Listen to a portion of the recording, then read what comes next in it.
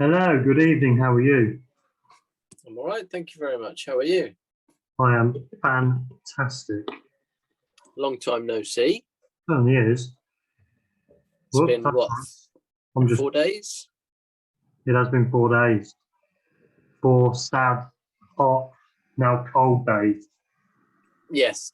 I was going to say, do you feel like you've come down now I've from come the right elation of down. I've Sunday? come right down. I've come. How far down? Um, no, not that far down. I'm not going that. I'm never going that far down again. No, just yeah. My eyes were opened even more than I thought they were going to be. Put it that way. Oh, okay.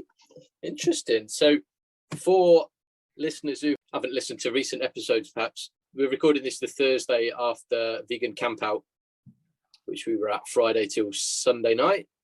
Yeah. And I've got to say, kind of feel like I hit the ground with a bit of a bump after that. Monday wasn't so bad, but I didn't have to work Monday. So it was just kind of did a bit of food shopping, did a bit of washing from the weekend. It wasn't really, it was a bit like a weekend day. So it wasn't really massively stressful or anything like that. Yeah. Went out for a drink with a mate in the evening and that was all fine. But then Tuesday was, back to work, emails, panic, phone calls, and stress, and don't know any vegans at work, so can't really go over all the sort of elation from the weekend and all the excitement and all that sort of thing. Yeah. Got any sort of shared experiences with people. Yeah, it's been downhill, and it was like 5,000 degrees on Tuesday, which Yeah, I think it was just a little bit hotter than that, actually. You said something to me over the weekend about the temperature and that, which really hit home. No, it was either you or Josh, I think, maybe. Then you'd been to see one of the talks, and they said basically, I can't remember the exact phrasing, but basically we're fucked. Yeah. Oh, was it the we've got 6 years left. That's it. Yeah. Yeah. So we've got 6 years before the point of no return, and then if we get to that point and we haven't sorted the climate change problem out, then it's only going to go downhill from there, and there's nothing we can do about it. I did speak to someone in hope that they said that is said quite often. It's been being said for a number of years. However, they've been saying it for a number of years, and I don't know how long that can go on for. But coming back into Monday and Tuesday after being at vegan camp out and into that heat, it just sent me south with my thoughts. I'm just like, going to it helped me understand a little bit more discussions that I can have with people. I don't want to say arguments, but when people say stuff, I've got more ammunition to defend, and confidence to defend certain arguments. However, I didn't want to come out of vegan camp out, see people and go, guess what I saw, guess what I heard, and go off on one. Which has been quite difficult because people say, how was the weekend? Yeah, it was all right, but there's no point telling you anything because you're not interested. No. But a couple of people have engaged and I've spoke to them, and that's been all good. I reeled myself in as much as I could. I've made a couple of comments on the heat, on the heat wave we've had, and people aren't interested because it's so lovely and sunny and warm. And isn't summer lovely? No, summer's shit. So piss off. But it's not just summer, is it though? No. When we were kids, summer was like 25 to 30 degrees, and now it's 35 to 40 degrees. Yeah. And we are old, but we're not that old. It's only 30 years since we were kids, and 30 degrees was a really baking hot day back then, wasn't it? And now it's just like, so 30. Wow. Yeah. It's definitely getting a lot worse. And having watched Don't Look Up on Netflix, you have to watch it. It's the perfect satire for climate change. Oh, okay. Absolutely perfect. So the premise is basically that our best mate Leonardo DiCaprio Yeah.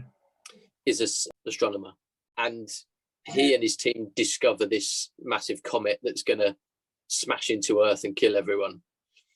Sounds like a plan. Yeah, well, but the trouble is, no one believes him, and so he goes on the TV and tells them this thing is coming. You've got this amount of time, and then after that, it's going to be too late. You won't be able to stop it. But if we act now, we can do something. Okay.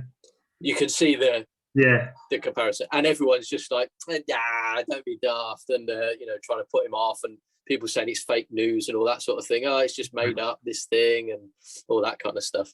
But yeah, I definitely recommend that as an excellent film about climate change.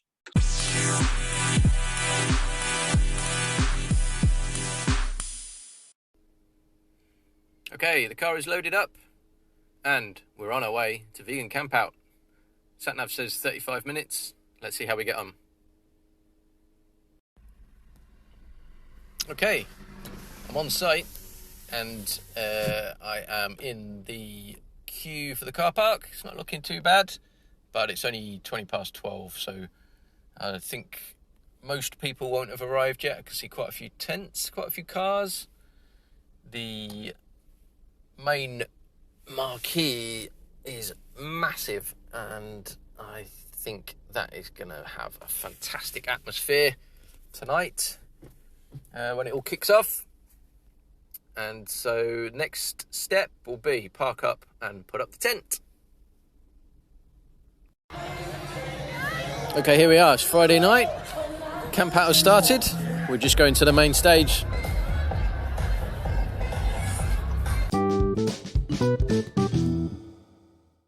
So, what were your highlights of Vegan Campout?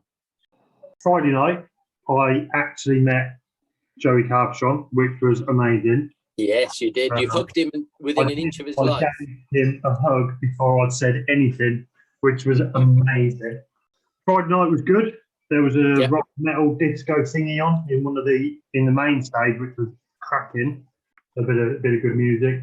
That's a bit subjective, but yeah. Subjective, but me and Josh, so that was all good. You enjoyed it, yeah. Yeah. And then across the weekend, I then saw Preacher Lawson. Yes, he was hilarious. He is hilarious, and he's also my best friend because he did remember me, and also remembered my name 2 days later, which was amazing. Yeah, that is pretty cool. That was good. And Earthing Ed on Sunday night. Yes. That was amazing. Yes. Some people have moaned on social media that it was just the highlights of his YouTube. What do they want? There's so much moaning going on about Vegan Campout, and I'm like, yes, we can discuss that in a minute, I think. But they're all preaching to the converted. They're all going into those talks and whatever because we're all in the same boat. We're all discussing and interested in the same thing. So what else is he going to talk about? He was talking about how he got into it and what happened, and I can't remember now. He explained the reason he was doing the talk the way he did. Yeah, this is why I'm doing it, and he did it. Yes, and he's an excellent public speaker. He not like her. He has the content and delivery. Yeah, and he had the whole main tent in the palm of his hand. Yes, on Sunday night, and it was amazing to watch. And I'd been to see a few talks, especially in the activism tent. But yeah, we sat in a lot of those talks, and although there was some where the content was good, but the delivery was not, and so then you lose a bit of it sort of detracts from the overall sort of speech, because you're thinking, I didn't really get that bit, or you know, that sort of thing. Like there was one where they basically sat down on the stage, and I get that not everyone could stand up for a long time, so that's perfectly fine. But then read from a script in front of a PowerPoint, which had Right. a lot of text on it. Right. And I've always been taught, whenever I've done courses on presentations or whatever, don't put text on a PowerPoint if you're delivering a presentation, because if you're going to put text on it, you might as well just email that to people on a Yes. Word document. Don't Yeah. stand in front of a lot of, because either people will read what's on the screen and not listen to you, or they'll listen to you and not read what's on the screen. People can't do both. Yeah. And if what you're going to do is just read out what's on the screen, then what's the point? Yeah. So the PowerPoint really should just be a prompt for what you're going to talk about. And that's what Ed did really, really well, because Yeah. all he had was slides with a couple of pictures. Yeah. And when I've done presentations, I would do the same thing, a slide with a picture. It's actually a prompt for me, Yeah, of course. because then it tells me what I need to talk about next. Yeah. It's not for the audience, really. It's for me. I'll flick it on. Oh, yeah, okay, it's that bit next. Right, this is what I'm going to talk to you about next. And that's what Ed did. He had no notes. He just had his little clicker, and he just flicked on slides to slide. But there was some really good activism talks, Yeah. and some that I felt they just needed to go on a course, really, on how to structure it better. And I mean it in the best possible way. I don't mean it to slag anyone off, because it is difficult standing up in front of, dozens or hundreds of people. But if you're going to get the most out of your presentation, you need to be able to deliver it properly, and you need to be able to structure it properly. Yeah, that's right. And there was some that didn't quite make that. There was one that I went to, and I've got to mention this. It was plant-based news. Somebody works for plant-based news, and it was the biggest change coming, and it was all about lab-grown meat. Oh, yeah. And the idea is that basically that can be produced in sufficient numbers that it will be cheaper and easier to produce than animals, and therefore businesses will use that instead of animals, and people won't even really know that they're not eating animals anymore.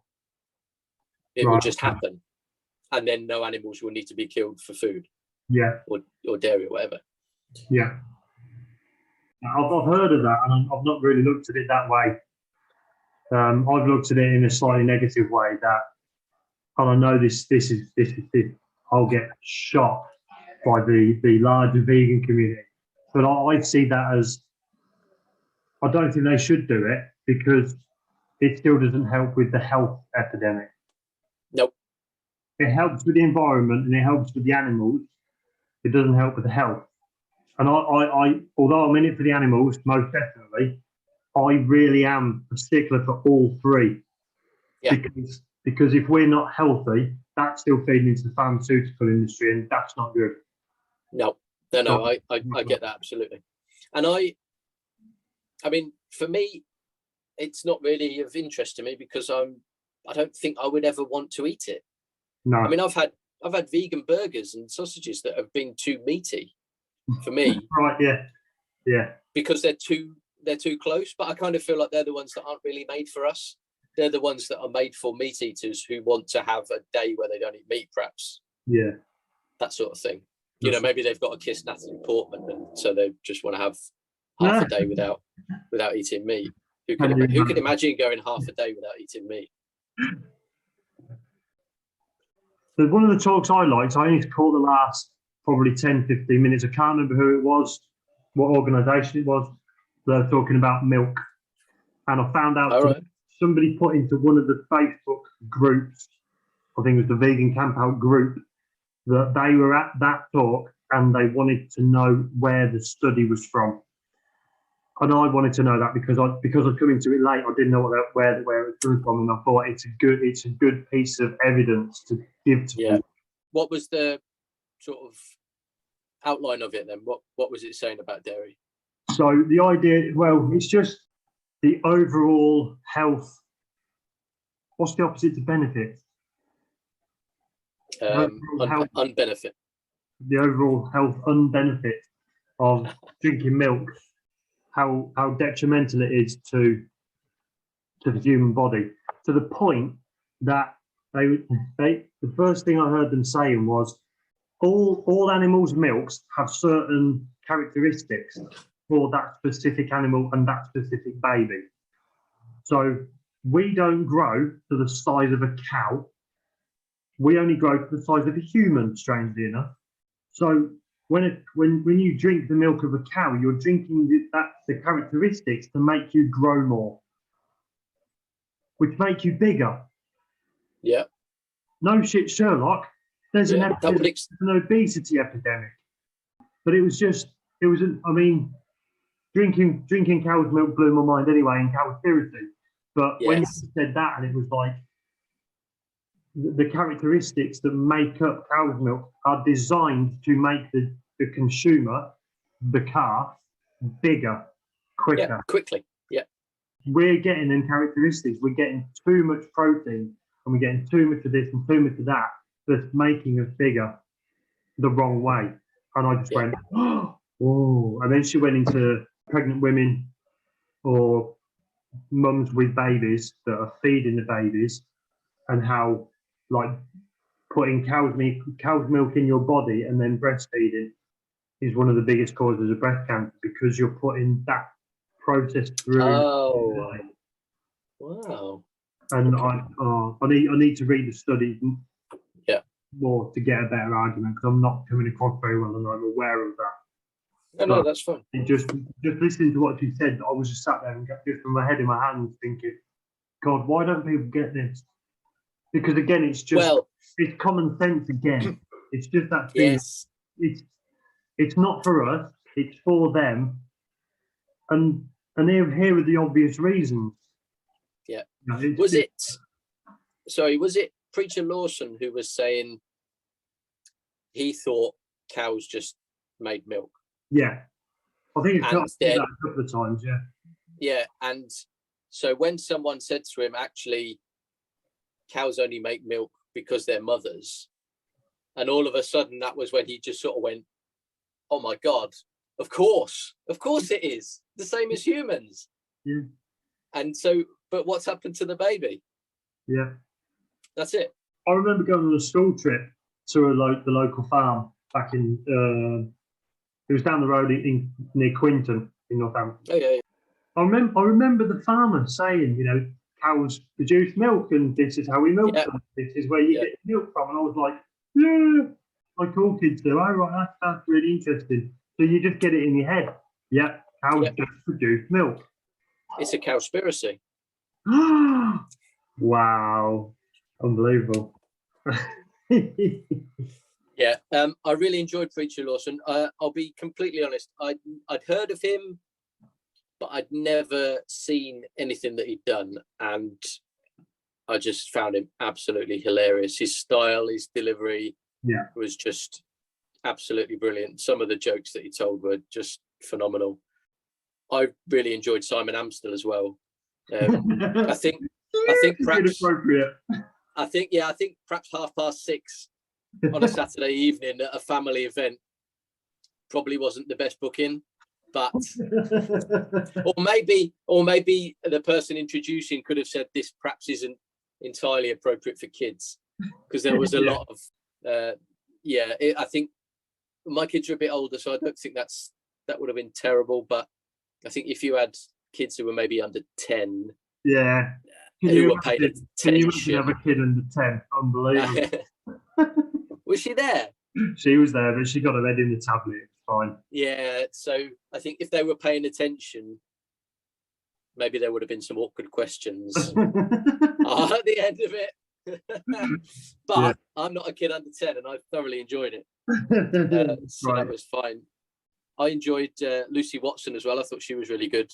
Yeah. Because she did like a Q&A, and it was interesting because, again, I didn't really know much about her other than we've got her cookbook. Oh, okay.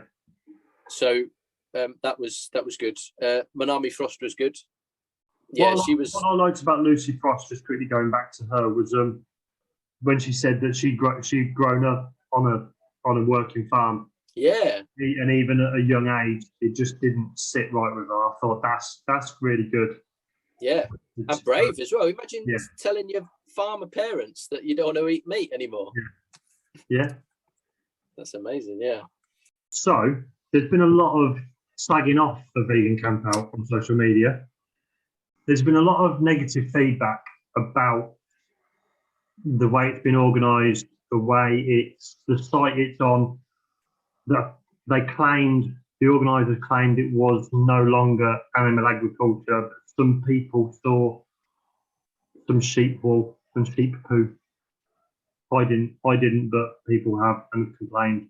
There was other food stall problems, vendors being told various things. I don't know how true everything is. The reports I've read could stand up. Maybe there was a bit of, lack of communication. I don't know what it was. The way I see it is they're they're only kids that are organising it. They're what, 30 and They're so young, aren't they? they're so young. And, they're going to make mistakes that we can only hope they'll learn from. That's the way I see it. People make mistakes. As long as they learn from it, then that's fine. If we go into next year and those things aren't resolved and it's still crap in that, I didn't think it was crap. I thought it was very good. But if they have made mistakes that get people back to for the same reason, then okay, whatever. However, like with anything else, I think that if you don't like it, don't go. Yeah. And all the other festivals I've ever been to, and I haven't been to many, I'm talking like Bee Festival, Leeds and Reading, bloody hell, the toilets were horrendous. It was a big pit dug into the ground with some wooden cubicles over the top that if you fell in, you could easily fall in, and God forbid you in it. Whereas, oh my God. Whereas these were quite posh portaloos. They were nice. There was crappy portaloos and there was quite posh portaloos, and I was like, you know what, fine. They had a blockage. They hadn't got anyone to change to sort it out, but there were still other toilets. I still went to the toilet on Sunday. People are going to moan, people are going to complain, but you do it. You go and organise it. See how you get on. And we talked about this in the pre-camp out episode, but where is there a venue in the countryside where you can camp that hasn't got any connection to animal agriculture? I don't believe such a place exists, and I don't believe if such a place existed that the organisers wouldn't have gone there. Yeah, because they're vegan too. They want it to work. Of course they do. They don't want to support animal agriculture. So I don't believe that they would have woken up one day and gone, right, where can we go next year? Where's nearby? Stanford Hall. Oh, yeah, okay, yeah, we'll do that. Yeah. I don't believe that they would have done that. No. So they will have done their research and checked it out and visited other places. If that's the best place, then that's what you've got to go with. If the option is go somewhere like that or don't have it, or have a much smaller event because it's in a Premier Inn or something, then you've got to do it. And it's part of the compromises that we as vegans make day in, day out. Yeah. It's the same as going to Tesco. It's the same as going to Tesco for your vegan food. It's got a fish counter. It's got a deli. It's got dead animals in the fridges and freezers. But you have to make the best of it because the alternative is you don't eat. Yeah. And they it's that thing, isn't it, that like we say on this podcast, they said, I heard it said numerous times over the weekend that we're not all perfect vegans. There's no such thing. And if somebody wants to get on their high horse about being a perfect vegan, they're not. It doesn't matter who you are. There's no way you can be. In fact, one of the times it was mentioned was in the main stage, and there must have been, I don't know, let's say 1,000 people in that tent, and the person at the front said, put your hands up if you think you are 100% perfect vegan and not one hand went up, because we're not. It's impossible. But then on social media, suddenly everyone's like, oh, well, they did this wrong and they did that wrong, and they can't be wrong. They can't be real vegans if they've done it. Piss off. Yeah. I think, yes, I have seen a few of those posts, but there have been a lot of very positive posts as well. And I've also seen posts from people who weren't vegan, who went with a friend or family member, and since Camp Out have now gone vegan or plant-based. Other than Earthling Ed, I think probably there were two other big highlights for me. First was in the music tent when we saw Hell's Ditch. Yeah. They were awesome. They were incredible and incredibly friendly too. You and Josh went to meet them afterwards, didn't you? We did, yeah. And almost got kicked out of sight because we went out the wrong door. we just ran across to them. We were chatting, and then we said, right, we'll let you guys get on. And we went to walk back in, and security went, you can't come in this way. You've got the wrong wristbands on. You have to walk all the way around. And we were like, literally, we are 10 meters away. Please. Yeah. Oh my God, that would have been it's finished now, so if the lady gets told off, she gets told off, doesn't she? But, you know. Yeah, but no, they were awesome. They're awesome, and hopefully, future guests. That would be really awesome, wouldn't it? They did seem interested, and they've started following us on Instagram, so that can only be a good thing. Yeah. So yeah, big shout out to Hell's Ditch. I listened to their songs on Spotify on Monday afternoon at the garden. Jasmine loved them. Jasmine, we think we might be turning her. You think we might have to play, but she's put them all on her Spotify playlist. I have added them to my Spotify playlist. So yeah, brilliant. They were really good guys. All of them came over and spoke to Josh, and they were great. And I'm not trying to say how great they were too much, but they were awesome. So I said there were two highlights. There were actually three.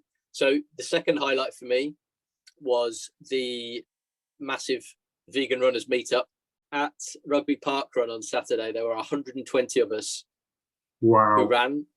There were some volunteers as well. That's the most vegan runners that have ever run at the same park run.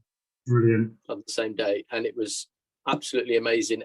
And my third highlight was meeting our number one super fan, Martin. Hey, Martin! Oh, what a guy.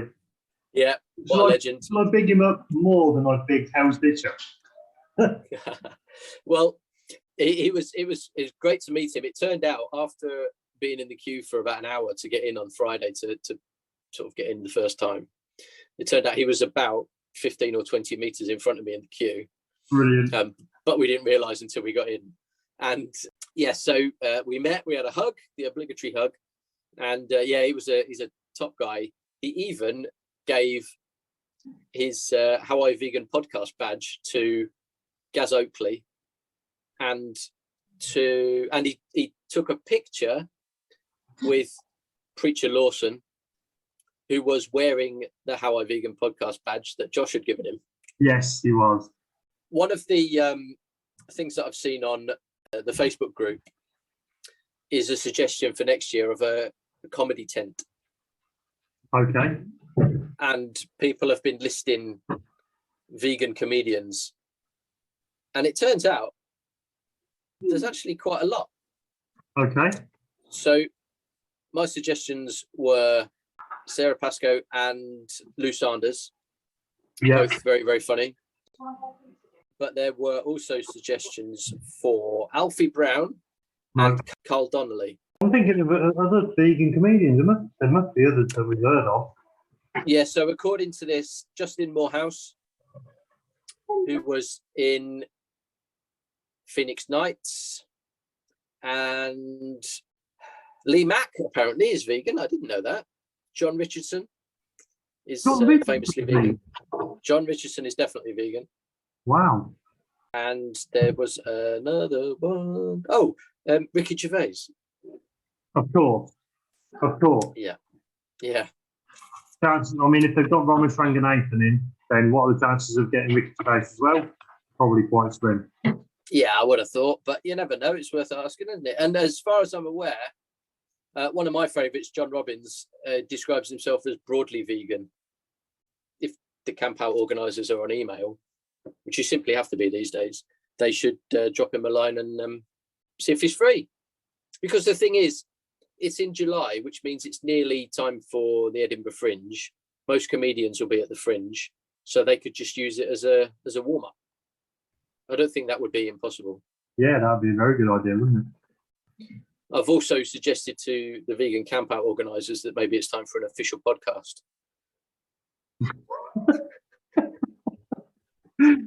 Yeah. Yeah, you've got to be in it to win it. You have. You don't get if you don't ask, do you? Exactly. I mean, I didn't even ask Preacher Lawson, and he said he was going to sponsor us. I don't know. Oh, yeah, that's true. Yeah. Hey, bro, I'm sponsoring your podcast, aren't I? If you want, yeah. Yeah, sure. Yeah. We'll be the Preacher Lawson podcast. How I Vegan podcast with Preacher Lawson. Oh, yeah. Great. He was great, honestly. He was so good because every time I walked past him, he just remembered. I don't know if it's because I've got one of them faces.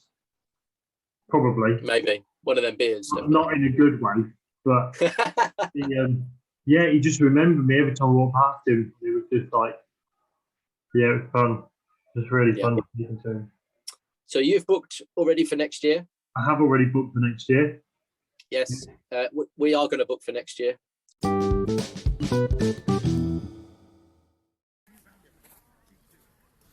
Okay, Saturday morning. It is 10:10. Parkrun is done. In Rugby this morning, 26 minutes and 11 seconds, which is not a bad time, considering there was a bit of a killer hill on both laps. And I would say there were at least 100 vegan runners at the parkrun, which was absolutely fantastic. It looked to me like more than half of the runners were vegan runners, so that was a great achievement. And I'll be looking forward to checking it out on the results. Now, heading back to the coach that is going to take us back to Vegan Campout for the first full day of activism, mind and body, music, and the main stage. Okay, day 2's nearly over. It's been a busy day. We've seen Simon Amstel, hilarious. Preacher Lawson, hilarious. A couple of presentations in the activism tent. The link between yoga and veganism, and also another one I can't quite remember. And we've eaten an incredible amount of food. We've listened to Maccabee in the music tent, and the showers and toilets and the water tap nearest to our tents have not been working all day, which has been the only downside so far. So that's it for that's it for Saturday. I'll have a further update soon.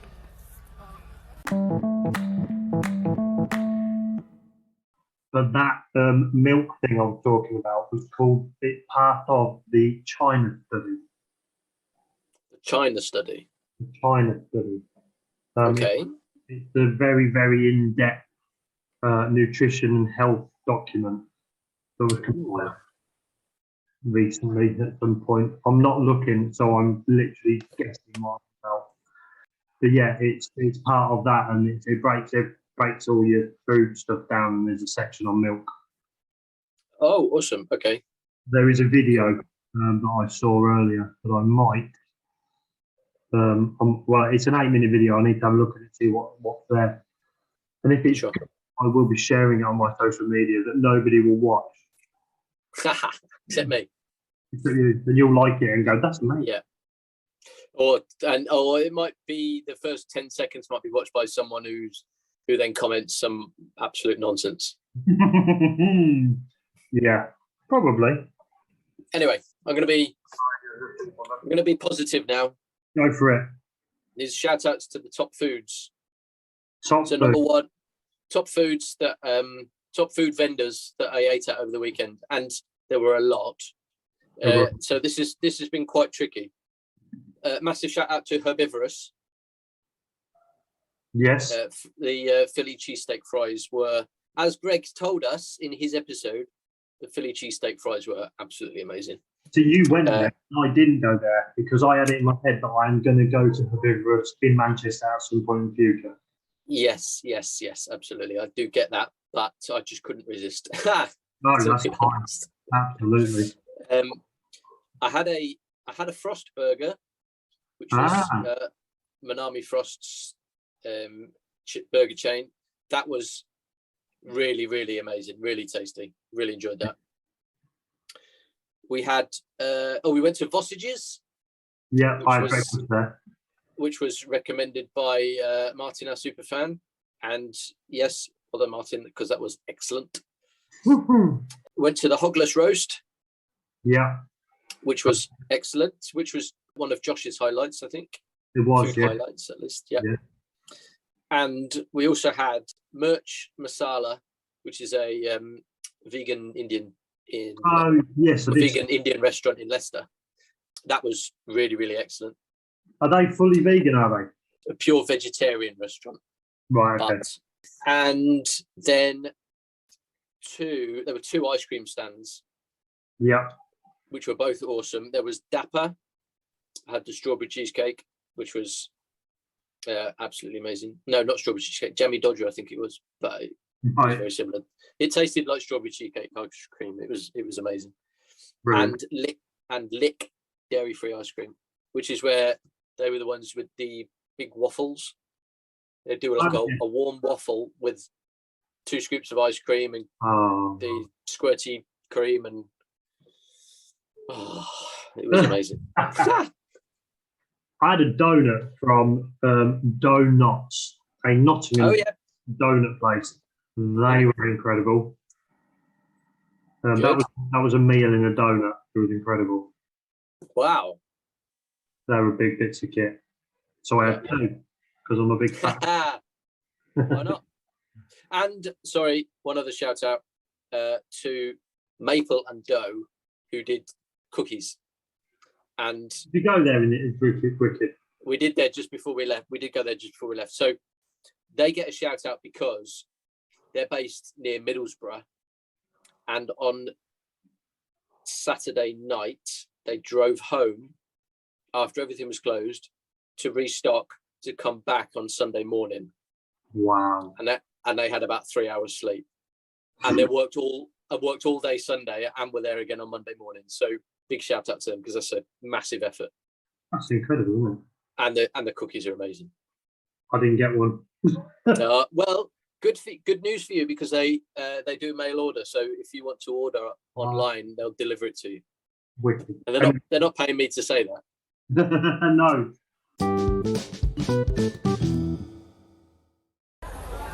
Okay, here we are in the music tent.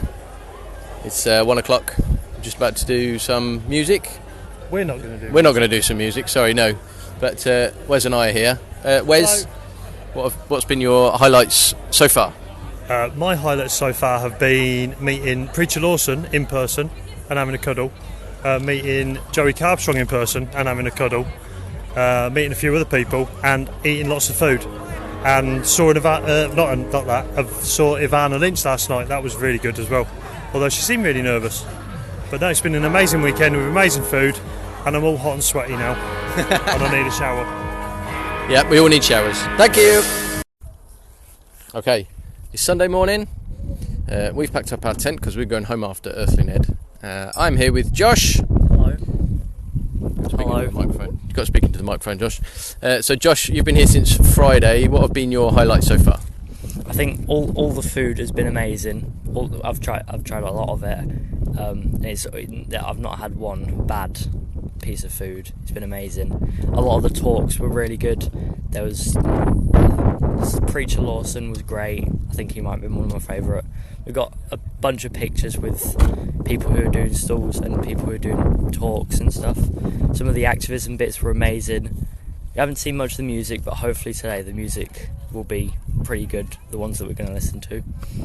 Yeah, it's just been overall pretty fun. Awesome. This has been your first time at Camp Out, hasn't it? Yeah. Okay, so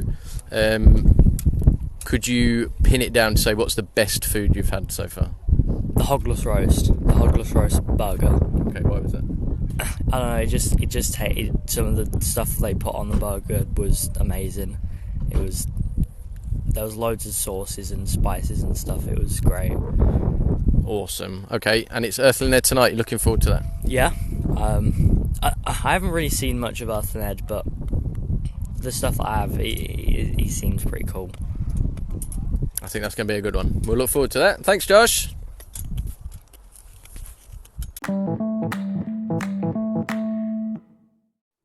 So in other non-camp out news, or have you got? Is there more camp out or not? Or we don't? No, camp out? Okay. I mean, I'm not all camped out. I want to go back, but yeah. Yes. On a completely separate note to Vegan Camp Out, we had our first review published this week, which was an absolute mind bender for me. I don't know about you. I think anyone that listens to it is mind blowing. But podcastandradio.co.uk got in touch and said, we want to include you on a list of the best vegan podcasts. And we were like, you're in the wrong place here, mate. Absolutely insane. So on the list of 5 vegan podcasts for plant-based inspiration, you will find How I Vegan Podcast, which is fantastic, but also kind of weird because it doesn't quite feel like, well, I don't know. Do we feel like outsiders? I don't know. I don't know. I don't Imposter know. syndrome. Yeah, I don't know how to feel. If somebody wants to put us in a top 5 list, then happy days. Go with it. Yeah, absolutely. So I guess all that. Oh, for God's sake! So I guess all that remains. You've channeled me there. I'm already overthinking what the email address is. Oh God! So all that remains is to say thank you very much for listening, and if you want to get involved, then drop us a DM, slide into our DMs. Beautiful. On Facebook or Instagram or TikTok or YouTube or Twitter. Just search for How I Vegan Podcast. And if you want to email us, just email us at howiveganpodcast@gmail.com. Perfecto. Rolled off the tongue perfectly, like I say it right every week. You know, when you messaged me the other day, was that Monday, and you said you felt shit about the fate of the world? Yeah, I always do now.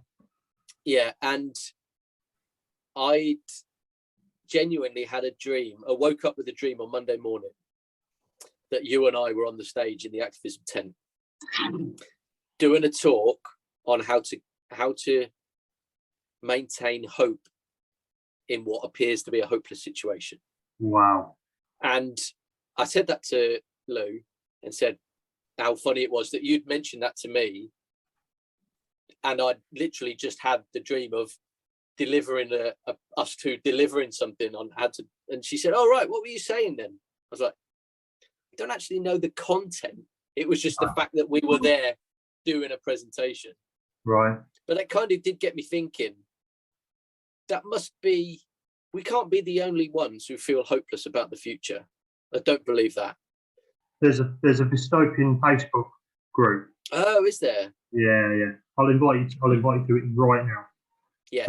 So it's quite sad because it's just reminding you all the time, but it's also quite supportive that we're all there and we're just trying to help each other out.